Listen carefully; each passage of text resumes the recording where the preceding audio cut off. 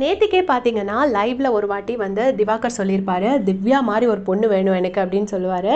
So, எனக்கு இத பத்தி என்ன கமெண்ட் சொல்லணும்னே சத்தியமா தெரியல. அவர் அப்படி சொல்லுவாரு. சரி ஓகே, சரி ஒரு வாட்டி சொல்றாரு விட்டுருவாரு அப்படின்னு நான் நெனச்சேன். இன்னைக்கு வந்து கெஸ்ட்டு முன்னாடி வச்சுட்டு, இந்த பொண்ணு ஓகேவா? அந்த பொண்ணு ஓகேவான்னு சொல்லி கிண்டல் பண்ணிட்டு இருப்பாங்க. 2, 3 பொண்ணுங்கள காமிச்சுட்டு.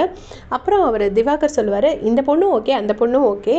ஆனா வந்து அந்த வீட்டு தல திவ்யான்னு ஒரு பொண்ணு இருக்கே, அந்த பொண்ணு மாரி இருந்தா ரொம்ப ரொம்ப ஓகே" அப்படின்னு சொல்லிட்டு சொல்லுவாரு. சொன்ன உடனே மஞ்சரி, தீபக் எல்லாமே நல்லா இல்லை, ரொம்ப கேவலமாக இருக்குது கேட்குறதுக்கு, ஸ்டாப் பண்ணிடுங்க அப்படின்னு சொல்லிடுவாங்க. ஆன் த ஃபேஸ் தீபக்கும் சொல்லிடுவாங்க, மஞ்சரியும் சொல்லிடுவாங்க. உடனே அவருக்கு அது புரியவும் இல்லை. அவர் அதை அப்படி ஜாலியாக எடுத்துகிட்டு விட்டுட்டாரு. உடனே கானா வினோத்தும் அதை ஸ்டாப் பண்ணிடுங்கன்னு சொல்லுவாங்க. ஏன் சார் நல்லா இல்லையான்னு கேட்ட உடனே தீபக் சொல்லுவார், முதல்ல ஸ்டார்ட் பண்ணதெல்லாம் நல்லா தான் இருந்துச்சு, பட் எண்டிங் சரியில்லை, அதுலேயும் கெஸ்ட்டு முன்னாடி இது சரியே இல்லை, நீங்கள் புரிஞ்சுக்கணும் அப்படின்னு சொல்லிட்டு சொல்லுவாங்க. கண்டிப்பாக கெஸ்ட் முன்னாடி வச்சுட்டு இப்படிலாம் பேசுகிறது கண்டிப்பாக தப்பு தான், அது சொல்லிடுவாங்க. அதுக்கப்புறம் வியானா வந்து ஒரு ஆக்சென்ட்டில் அந்த சாப்பாடெல்லாம் எக்ஸ்பிளைன் பண்ணுவாங்க.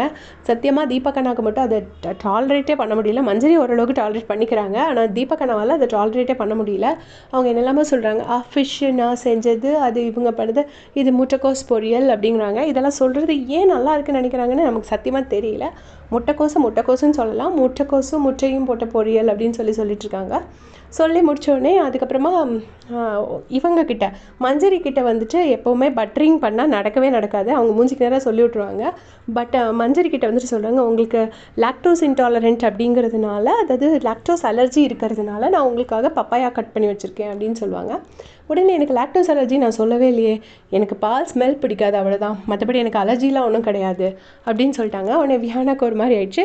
ஓகே ஓகே அப்படிங்கிறாங்க. ஆனால் விழுந்து கவனிக்கிறாங்க. ஸோ டெஃபினட்டாக அது செகண்ட் ஸ்டாரும் வியானாக்கு தான் போகுதுன்னு நான் நினைக்கிறேன். அநேகமாக நெக்ஸ்ட் வீக்கோட NFP வாங்குறது வியானாவாக இருக்கிறதுக்கான நிறையா சான்சஸ் இருக்குது. உங்களுடைய கமெண்ட் சொல்லுங்கள்.